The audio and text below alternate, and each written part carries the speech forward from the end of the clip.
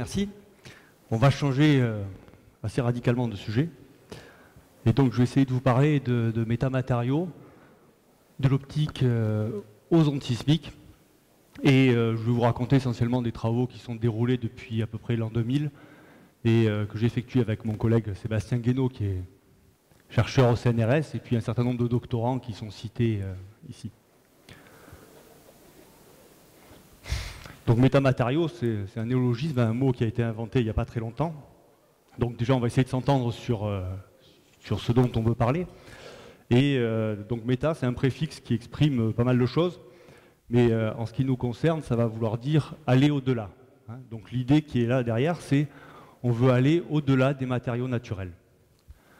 Donc autrement dit, ce n'est pas un simple effet de moyenne, hein. On ne va pas prendre des matériaux, les mélanger, et on va retrouver une propriété qui est la moyenne des propriétés des composants. Mais c'est bien la structuration qui va faire qu'on va trouver des propriétés qui ne sont pas des propriétés qu'on est capable de trouver dans la nature. C'est vraiment ça l'idée qui est derrière. Alors il semblerait que ce soit un Texan qui a inventé ce mot.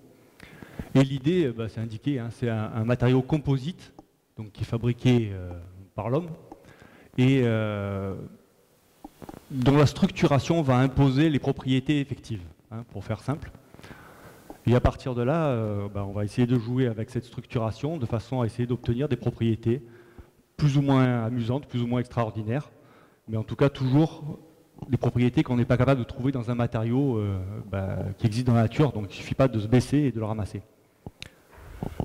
Alors si on essaie de trouver le début de cette histoire-là, il faut remonter à une publication qui date de 1968 par un physicien russe, Veselago, qui s'était intéressé à un problème qui était purement académique, au sens où il s'est dit, tiens, que se passerait-il si j'avais un matériau dont à la fois la permittivité et la perméabilité seraient toutes deux négatives pour une même fréquence. Alors juste pour fixer les idées, il n'y a pas de matériau qui existe de ce genre-là dans la nature, donc c'était vraiment un problème académique, comme parfois les physiciens savent se les poser. Et là, il a commencé à s'intéresser à ce problème-là, et puis je vais citer en tout cas, un effet qui va m'intéresser. Est-ce qu'il y a un pointeur quelque part? Non, bon, c'est pas grave. Donc, sur la figure qui est à gauche là-bas, vous voyez un simple graphique qui représente les lois de Snell-Descartes. Hein. Donc, venant du haut, il y a un rayon incident. On voit un rayon réfléchi qui est indiqué 2. Et puis, quand on a affaire à un matériau ordinaire, hein, du verre, donc il faut imaginer qu'au-dessus, il y a de l'air, par exemple, et en dessous, il y a du verre. Eh bien, on a un faisceau réfracté. Alors, ce qu'on indique aux étudiants, c'est qu'il se rapproche de la normale, hein, quand l'indice optique est supérieur à celui qui est au-dessus. Et donc, on obtient le faisceau réfracté, qui est le faisceau 4. Bon. Alors, que se passe-t-il si maintenant on a epsilon, la permittivité, et mu, la perméabilité, qui sont négatives? Eh bien, on observe le faisceau qui est indiqué 3, c'est-à-dire qu'il y a une réfraction négative. Comme si, dans les lois de Snell-Descartes, on avait imposé un indice optique négatif. Donc ça, déjà, on en a rarement une expérience quotidienne, hein, de ce genre de choses. Alors on peut aller un petit peu plus loin. Alors il faut imaginer qu'entre les deux traits verticaux sur la figure de droite, il y a un matériau dont epsilon vaut -1 et mu vaut -1. Hein, permittivité relative et perméabilité relative, toutes deux égales à -1. C'est-à-dire en gros c'est du vide négatif, hein, pour faire les choses simples. Alors que se passe-t-il dans ce cas-là? On reprend notre N1 sinus I1 égale N2 sinus I2. Donc si on prend un objet A, une source on va dire, qui est indiqué A, et deux rayons issus de cette source, hein, qui sont les deux traits qui partent vers le haut et vers le bas. Sur le premier dioptre, il va y avoir réfraction avec un indice optique qui vaut -1. Et donc on voit que nos deux rayons vont à nouveau se croiser à l'intérieur du matériau. Et ce qu'on a appris, je dirais, dès nos premières années d'études scientifiques, c'est que s'il y a deux rayons qui se croisent, il y a une image. Donc on forme une première image de A à l'intérieur.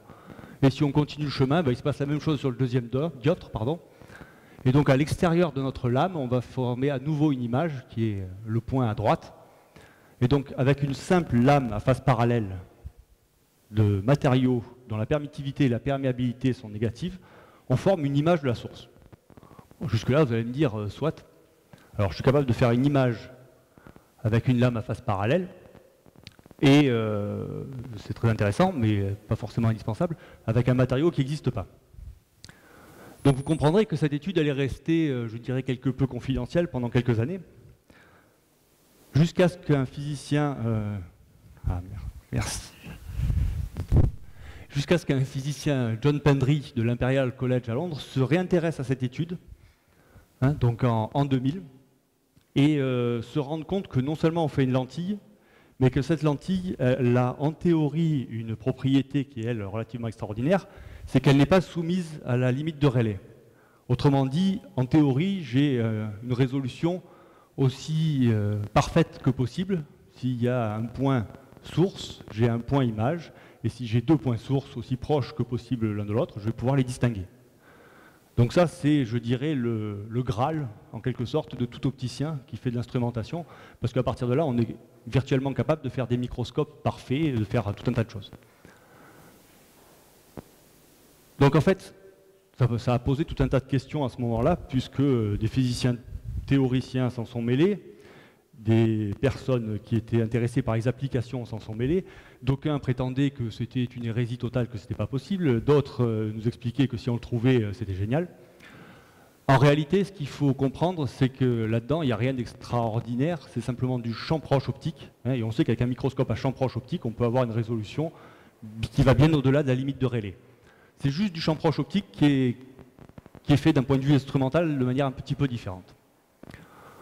Alors évidemment, il y aura quand même des limites physiques, la perfection n'existant pas.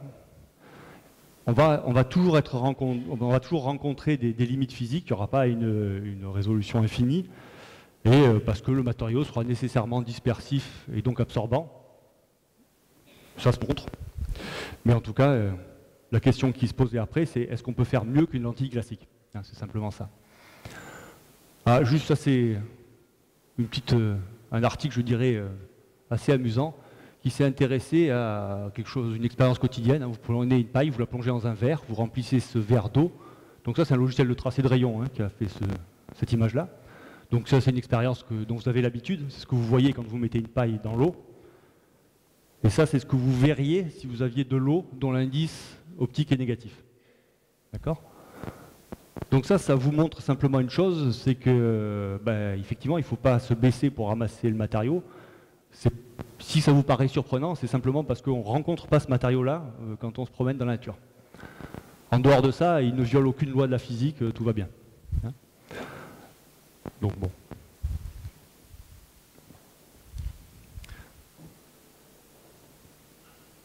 Si on s'intéresse un petit peu à cette lentille théoriquement parfaite, on se rend compte en faisant un tout simple tracé de rayon qui est ici et ici. Ici, c'est ce qui se produit lorsqu'on s'intéresse à un miroir plan classique. D'accord ? Vous avez donc un point source ici, donc ça forme une image virtuelle, et puis donc vous avez des rayons réfractés comme ça, qui fait que quand vous regardez dans le miroir, vous voyez derrière le miroir. Ça, c'est du très classique.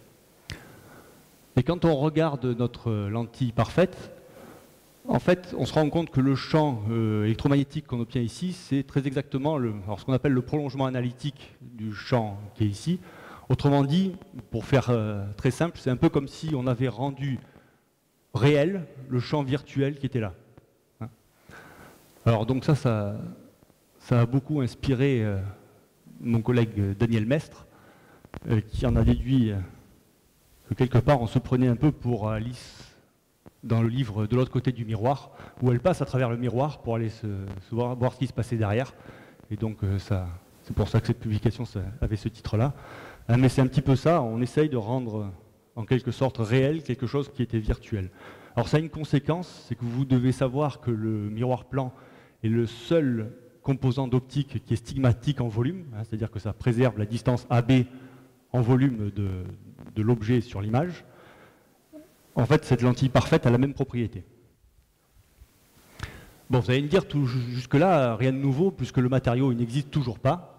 Et donc, c'est à partir de là qu'interviennent les métamatériaux. Et donc, toute la question est maintenant, comment, à partir de matériaux composites structurés, on va essayer de simuler, par exemple, mon matériau d'indice négatif, c'est-à-dire de perméabilité et de permittivité négative toutes les deux. Alors en fait, on savait déjà depuis, même avant cette date-là, que si on prend une assemblée de fils métalliques, dans le domaine micro-ondes, ça simule un matériau de style métal parfait, métal de Drude, dont vous pouvez fixer la fréquence plasma à volonté en fonction des paramètres. Donc si vous avez un métal de Drude, il vous suffit de vous placer à peu près à la bonne fréquence par rapport à la fréquence plasma pour avoir une permittivité effective négative. Donc ça répond en partie à la question, sauf qu'on va se trouver dans le domaine micro-ondes, avec les paramètres qu'on va utiliser et pas en optique. Mais bon.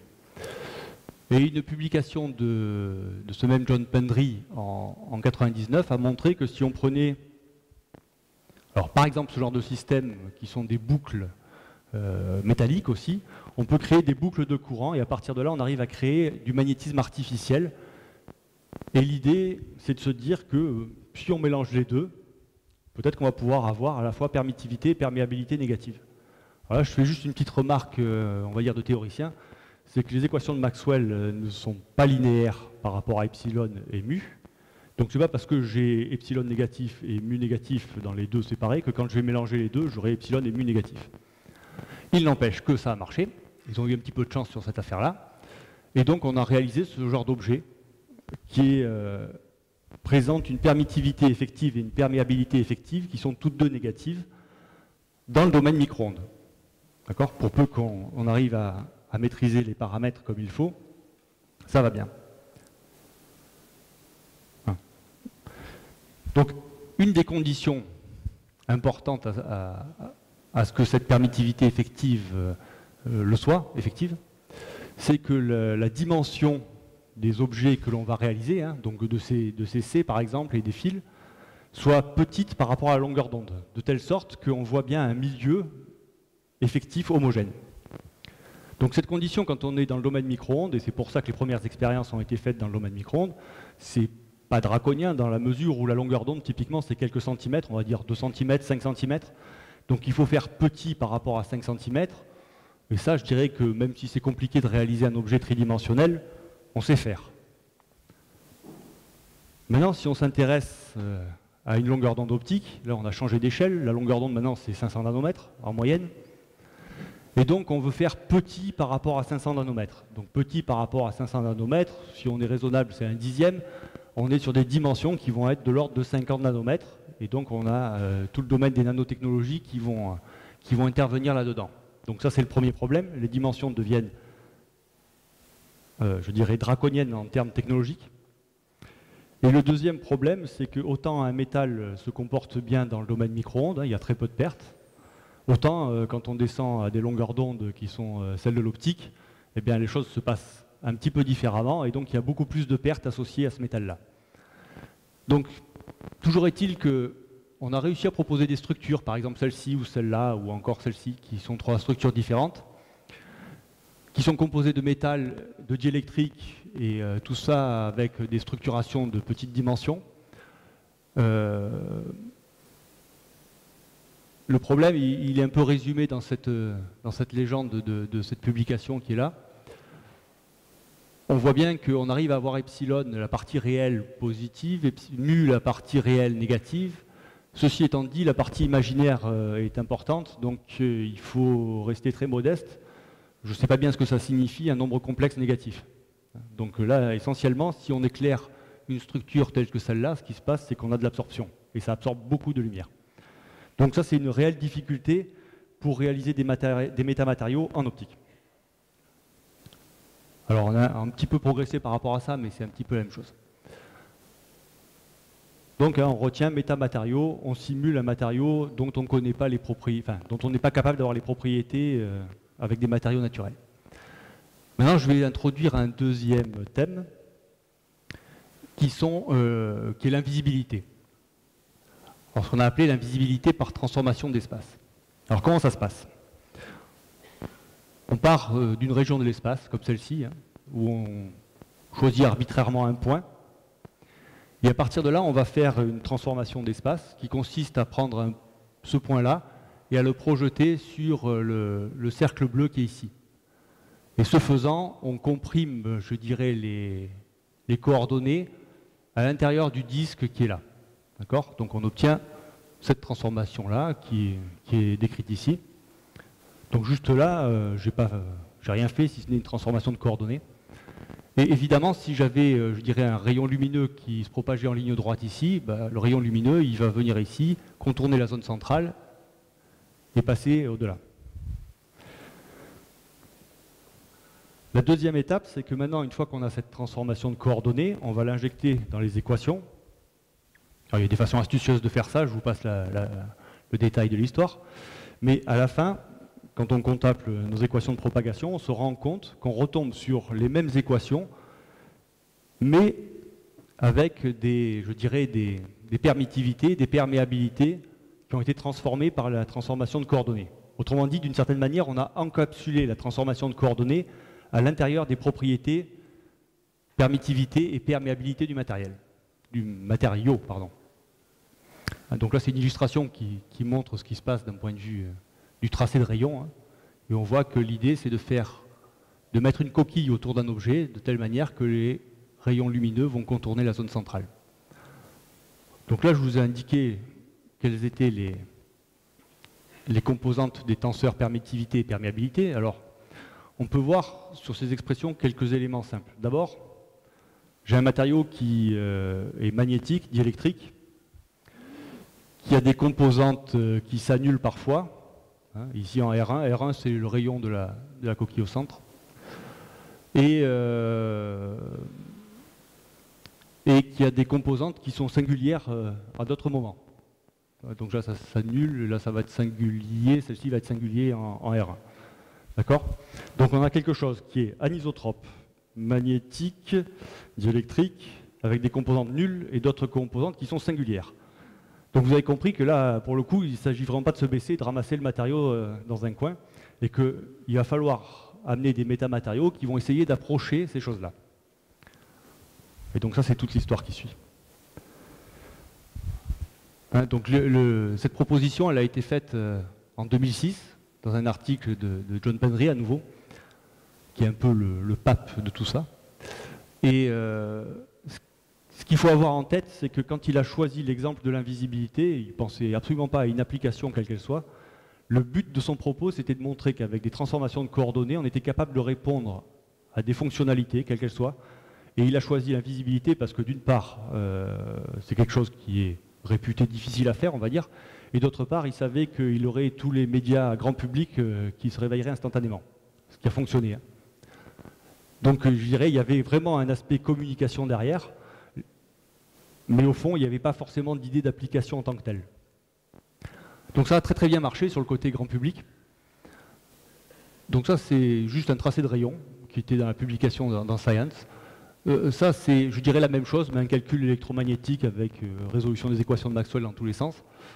Rigoureux. Donc ce qui est vrai ici fonctionne très bien ici. Il faut voir en fait que si les ronds que vous voyez, ils ne sont pas perturbés en dehors de la zone où il y a la cape d'invisibilité. Et ici, c'est la première expérience, qui est un système bidimensionnel et pas tridimensionnel, à nouveau réalisé en micro-ondes pour les raisons que je vous ai indiquées précédemment, à savoir que c'est bien plus facile à réaliser en micro-ondes qu'en optique. Et ça, ce sont les résultats expérimentaux. Et ce que l'on voit ici, c'est simplement une carte de champ électromagnétique avec un cylindre métallique qui est placé au centre. Et on voit, ma foi, que... Pour faire simple, on voit un effet d'ombre derrière, l'onde est très atténuée derrière. Et une fois qu'on a placé notre cap d'invisibilité qui est ici autour, eh bien on voit que l'onde est beaucoup moins atténuée. Alors évidemment, ce n'est pas parfait, loin s'en faut, mais ceci étant dit, on montre quand même qu'il y a une idée physique qui fonctionne. Alors plus facile que la cape d'invisibilité, le tapis d'invisibilité. La nuance, elle est à la fois subtile et importante. C'est juste qu'on imagine qu'on va cacher l'objet sous un tapis, pour faire simple. Mon tapis est un miroir. Et ce que je veux, c'est placer quelque chose au-dessus qui fait que, au lieu de voir un miroir avec une bosse, je verrai un miroir plan. Donc j'ai complètement caché la bosse qui était là. D'accord ? Alors je ne vais pas rentrer spécialement dans les détails, mais il s'avère que c'est beaucoup plus facile à faire pour une raison simple, c'est que les composantes que l'on obtient pour la permittivité et la perméabilité ne sont pas singulières. Et si on admet, je dirais, quelques hypothèses simplificatrices, en fait, ce qu'il faut faire, c'est le bon gradient d'indice qui fait qu'un rayon qui serait réfracté dans une direction quelconque va être réfracté dans la bonne direction. Donc en fait, au fond, l'idée qui est derrière est assez simple à la fin. Et ce bon gradient d'indice, il a été réalisé avec cette expérience-là. La lumière est censée arriver par en dessous ici. La bosse est juste ici, d'accord?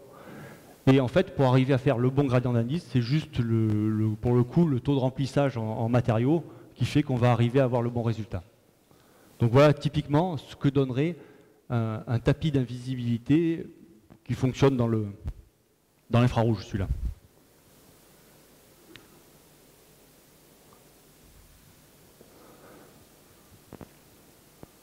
Alors, pour faire la transition avec ce qui suit, je vais m'intéresser à un problème qui est celui de placement de surface. Autrement dit, je m'intéresse à des ondes qui se propagent entre une interface de métal et de l'air. On sait que sur ce genre de structure qui est extrêmement simple, c'est juste une interface, se propagent des ondes de surface qui sont solutions des équations de Maxwell et qui sont localisées au voisinage de l'interface avec une décroissance exponentielle à l'intérieur et à l'extérieur. Alors, en termes... Quand on regarde les livres classiques de physique du solide, il est marqué dedans qu'il s'agit d'une oscillation collective des électrons libres, traduisez un courant de surface. Et donc l'idée, c'est de s'intéresser à cette onde de surface et de se demander si on peut appliquer les mêmes genres de choses.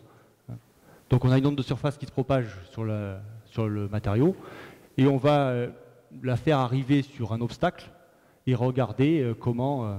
on peut faire en sorte qu'on fasse le même tapis d'invisibilité en faisant un obstacle courbe et en regardant comment on peut modifier la réflexion de cette onde de surface. Alors ne me demandez surtout pas à quoi ça sert, parce qu'en réalité ça ne sert qu'à une seule chose, c'est à démontrer qu'on est capable de faire de l'optique de transformation sur les placements de surface. Donc voilà la structure réalisée. Donc en gros, pour faire simple, mon tapis d'invisibilité, c'est cette espèce de croissant de lune sur laquelle il y a des particules de dioxyde de titane, dont les dimensions sont données ici. Et derrière, c'est juste un miroir de Bragg qui a été courbé de façon à réfléchir le placement sur la surface métallique qui est là. Ça a été réalisé à ICFO en Espagne, à Barcelone. Et l'idée, c'est que donc il y a un placement qui va arriver comme ça et être réfléchi ici. Donc c'est ce qu'on voit ici, sur une simulation numérique. Et normalement, on voit bien les résultats expérimentaux après. Voilà. Donc si j'ai un miroir de Bragg plan, j'ai juste réflexion de mon placement de surface. Donc ça, c'est une image directe du placement de surface. Si j'ai un miroir qui est courbé, on voit qu'il y a des lignes courbées et que la réflexion, elle, de même, suit plus ou moins la courbe du miroir. Et en rajoutant notre tapis d'invisibilité, alors on voit des petites oscillations qui sont dues aux imperfections, mais on a réussi à redresser le front d'onde, comme on le voit en fait sur ces franges d'interférence. Donc ça, c'est la première démonstration expérimentale de ce genre de choses. Et puisqu'on en était à s'intéresser aux ondes de surface, nous avons continué dans le domaine, mais en changeant radicalement d'ondes de surface, on va s'intéresser maintenant aux vagues, donc celles qu'on peut voir sur le Vieux-Port par exemple, bien que sur le Vieux-Port il n'y en ait pas beaucoup. Mais si vous regardez un peu plus au large, il y en a parfois des belles. Donc, si on part de Navier-Stokes, on peut simplifier le problème. Quelles sont les hypothèses qu'on va faire? Grosso modo, que les vagues auxquelles on s'intéresse sont linéaires, donc petite amplitude, que le fluide est irrotationnel et incompressible, et à partir de là, ça suffit à peu près pour tomber sur une équation de Helmholtz. Ensuite, si on a un obstacle rigide, la condition sur un obstacle rigide, c'est simplement que la vitesse normale s'annule. Donc ça, c'est une condition de Neumann.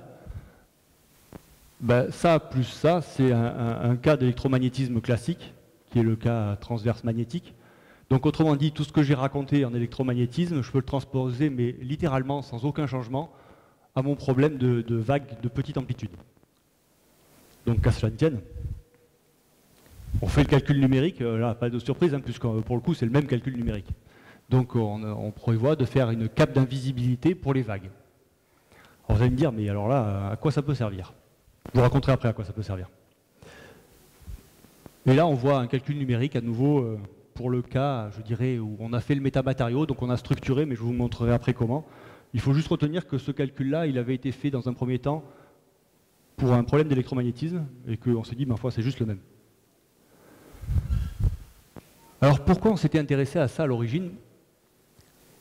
Pour une problématique qui est complètement déconnectée de ce que je vous racontais avant, c'était simplement de se dire, tout ce qu'on raconte sur l'invisibilité, sur les métamatériaux, c'est bien, mais il nous manque des expériences pédagogiques. C'est-à-dire qu'on est incapable de montrer ça, je dirais, à des étudiants, parce que les micro-ondes, c'est immontrable, et en optique, de toute façon, on ne sait pas faire, donc on ne risque pas de le montrer. Donc on s'est dit, finalement, si on est capable d'amener nos systèmes sur une expérience qui est connue dans les lycées, là on a gagné. Donc on s'est intéressé à ce qu'ils connaissaient dans les lycées, enfin ce qu'on espère qu'ils connaissent dans les lycées en tout cas, sur les ondes. Et en l'occurrence, c'est cette fameuse cuve à ondes qu'on a tous vue, hein, qui fait en gros 30 cm de côté, et dans laquelle on peut faire des interférences très basiques. Hein. Il y a un vibreur quelque part, et puis on fait des interférences, des choses comme ça. Donc notre contrainte, c'était de nous dire, on prend ce dispositif expérimental, et l'expérience qu'on veut construire, il faut qu'elle fonctionne dans ce dispositif. Et donc on a commencé à faire des calculs. Donc ça c'est juste un schéma de l'expérience, hein. C'est très simple, hein. Il y a un faisceau lumineux, enfin un faisceau. Il y a une source qui vient éclairer la surface et un modulateur qui vient moduler cette source-là. Et ce que l'on observe, c'est juste en fait le fait que sur la surface, vu qu'elle va être courbée par les vagues, on va concentrer plus ou moins la lumière à certains endroits. Et à partir de là, sur l'écran qui est en dessous, en général déporté sur le côté d'ailleurs, on observe juste des zones d'ombre et des zones de lumière qui traduisent la propagation des vagues sur cette surface-là. Ceci est ma cape d'invisibilité pour les vagues. Donc vous voyez, en gros, il s'agit d'une structure métallique, hein, qui est usinée avec des dents, là, comme ça, là-dedans. Et pour fixer les idées, ça fait en gros 20 cm de diamètre. Donc ça, posé sur une table, vous en faites un dessous de plat, si on ne vous dit pas à quoi ça sert.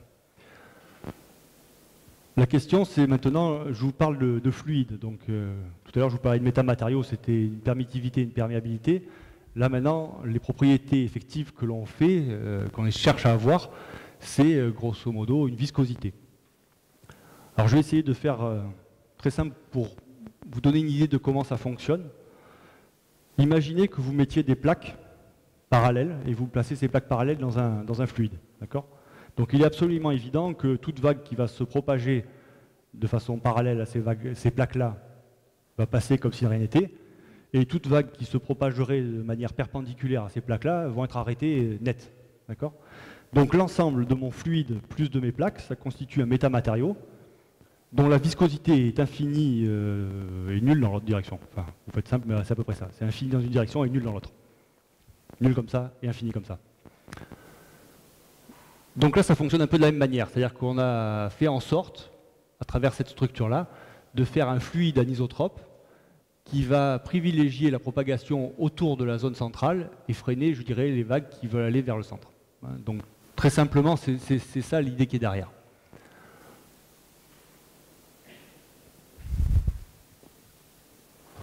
Donc ça, ce sont les toutes premières expériences. Alors la difficulté, c'est comme je vous l'ai dit, on s'était imposé le format de l'expérience qui était dans une toute petite cuve à ondes.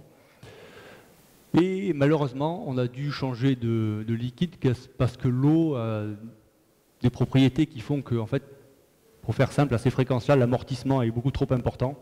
Donc la vague était tout de suite amortie. Et par ailleurs, les effets de capillarité sur les dents venaient brouiller complètement les choses. Donc ce qu'il faut voir ici, c'est juste ce qui se passe quand il y a un cylindre dans notre cuve à ondes. Et vous devez arriver à voir, c'est pas évident sur l'écran, mais vous devez arriver à voir qu'il y a des interférences entre l'onde qui est générée ici, d'accord, et l'onde qui est diffractée par l'objet qui revient par là. Par contre, si je mets ma cape d'invisibilité dans le liquide, on ne voit pas du tout d'onde réfléchie par cette cape-là, ce qui est une preuve indirecte du fait que ça se passe plutôt bien. Alors, ce n'est pas suffisant, mais c'est un bon départ. Donc, à partir de là, à quoi ça sert? Parce que là, pour le coup, il commence à y avoir des applications qui sont apparues. La cape d'invisibilité dont je vous ai parlé tout à l'heure, elle a quand même un gros défaut. C'est que si vous placez quelqu'un à l'intérieur, Harry Potter par exemple, il ne voit pas ce qui se passe à l'extérieur. Il est complètement aveugle puisqu'il n'y a aucune lumière qui pénètre. Donc ça, en termes de système, je dirais, pour être invisible, ça a quand même des gros inconvénients. Par contre, si on pense le système en termes de protection, à ce moment-là, ça a un intérêt. C'est-à-dire que si vous placez quelqu'un dedans, il est complètement protégé de tout ce qui arrive dessus, et puisqu'on parle de vagues, il va être protégé des vagues. Alors, juste pour la petite histoire, suite à une publication sur ce sujet-là, on a été contacté par des chercheurs de l'Ifremer qui étaient intéressés par notre système. Pour en faire quoi? Eh bien, pour en faire des bassins d'élevage pour les poissons. Dans le sens où ils ont une problématique dans les eaux chaudes, on va dire, les eaux tropicales, qui est que quand l'élevage est trop proche de la côte, ce qui est le cas en général, et qu'il est intensif, à force de nourrir les poissons, et avec les déjections des poissons, ça tue complètement l'écosystème. Donc leur objectif, c'est de mettre ces élevages plus loin, moins proches de la côte, et à partir de là, ils ont un autre problème, c'est que dès qu'il y a une tempête, les cages sont arrachées. Et un deuxième problème qui est non moins important, c'est que les poissons, quand ils sont agités, ne se reproduisent pas. Donc, ils avaient besoin d'un système qui leur permettait d'avoir de l'eau calme, d'où notre cap d'invisibilité, et qui résiste à des tempêtes. Et de ce point de vue-là, l'intérêt, c'est que nous, on ne lutte pas contre la vague, on la fait contourner le centre, on lui fait contourner le centre. Et en fait, si on fait un bilan d'énergie sur la cape en entier, le bilan est nul, il n'y a pas de perte. Puisqu'on retrouve exactement la même onde derrière que devant. Bilan, c'est que l'énergie sur la cape elle-même, c'est nul. Alors après, on leur a expliqué qu'on avait fait l'expérience dans un liquide dont le nom est imprononçable, précédemment cité, et que ça faisait 20 cm de diamètre, donc ils se sont dit, continuez à avancer et on verra après. Donc c'est ce qu'on a essayé de faire en collaboration avec l'IRFE, et dans le cadre d'une thèse que nous avons co-encadrée, sur un bassin à houle, où on a fait des premières expériences à échelle plus importante.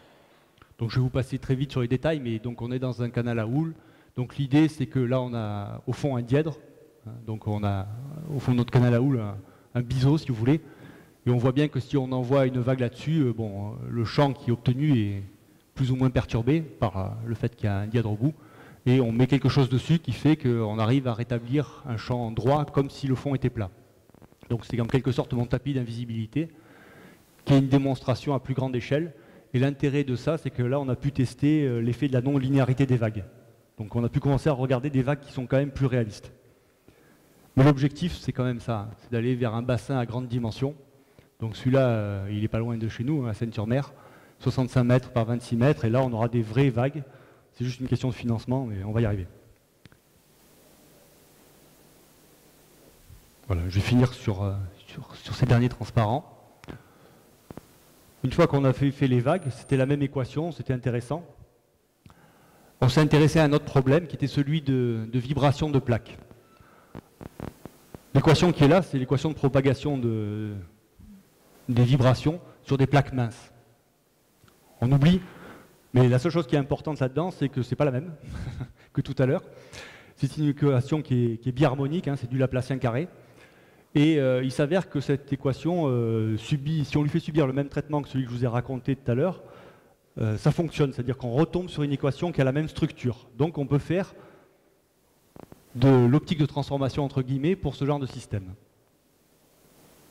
Donc là c'est une structure proposée, ce sont des anneaux concentriques de matériaux dont on connaît les noms, on est capable de dire qu'il faut tel et tel matériau, qui fonctionnent comme une cape d'invisibilité pour des vibrations. Donc ça veut dire qu'on a isolé la zone qui est là, c'est ça qui est important. La zone qui est là est totalement isolée des vibrations qui sont à l'extérieur. Donc ça pourrait avoir des applications, par exemple, en aéronautique. Et tout à l'heure, tu parlais de science-fiction, justement, ça tombe bien. Puisqu'on y était, on a dit, finalement, il y a d'autres ondes qui ressemblent beaucoup à celles dont on parle, les vibrations de plaques. Ce sont les ondes sismiques, en tout cas, une partie des ondes sismiques qui sont, je dirais, très proches de vibrations de plaques. Et on avait mentionné ça, ce qui avait bien plu à un certain nombre de journalistes. Et d'où cette illustration, on se demande si on peut fabriquer des structures antisismiques en protégeant en fait la périphérie d'un édifice par exemple. Alors nous, au départ, on disait ça, c'était très spéculatif, mais alors très très spéculatif.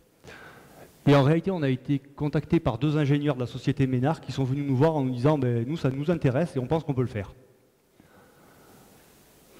Alors là, ce sont les premières expériences qui ont été réalisées par ces ingénieurs. Et ce sont donc des spécialistes du sismique. Et donc l'idée, c'est, en réalisant des trous, alors c'est quand même pas anodin, hein, essayer de faire un trou de 5 mètres de profondeur et qui est juste 32 cm de diamètre, sans qu'il s'effondre dans un sol, je vous garantis que c'est pas facile. Et après, bah, une fois qu'on a fait ces trous-là, on structure dans notre sol, qui devient notre métamatériau, et on vient ici avec une source. Alors les sources, on a changé, on n'est plus dans les nanotechnologies, 50 nanomètres. Voilà la source. C'est un gros machin qui vient faire vibrer le sol. Alors passer sur cette expérience-là, c'est une petite vibration, mais il y a d'autres expériences où ils lâchent un gros poids, ils prennent 20 tonnes, ils les mettent à 20 mètres à peu près, et ils lâchent le tout. Donc ça fait des micro-séismes qui sont assez considérables. Et ensuite, bah, vous voyez que tout est instrumenté derrière, il y a des capteurs. Donc on vient mesurer réellement le champ de déplacement sur ce genre de structure. Et l'idée là vraiment, c'est de faire des métamatériaux pour la sismique. Et alors en termes d'application, il y en a pas mal, parce que en gros, dès que vous avez un bâtiment qui n'a pas été prévu pour ça, vous pouvez imaginer que vous pouvez faire quelque chose. Et les bâtiments qui n'ont pas été prévus pour ça, il y en a plein, et en particulier dans notre patrimoine historique, il y en a partout. Et donc, c'est peut-être des solutions qui pourraient aller dans ce sens-là. Et je vais conclure sur ça en disant qu'effectivement, on cherche souvent par conviction, hein, je veux dire, et parfois les convictions, ça peut être un enjeu sociétal comme l'énergie dont on a parlé avant, mais on trouve beaucoup par les rencontres que l'on fait et par hasard. Et je m'arrêterai sur ça. Merci.